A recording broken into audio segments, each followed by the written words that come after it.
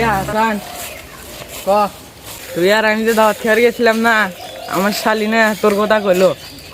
ও তাই নাকি? কোনটা? ওই যে ফর্সা সুন্দর করে লাল ড্রেস পরে। তারপরে কি কইছে? আজকে না খুব গরম পড়ছে। গরম তো পড়ছি, তো শালি কি কইতে সেটা ক। জানি সকাল থেকে আমার শরীরটা খুব খারাপ, পেট ব্যথা করছে। সেটা না হয় বুঝলাম, তো শালি কি কইতে সেটা ক। আয় এ যে বাড়ি তো হয়ে গেছি, বাড়ির যাই কই।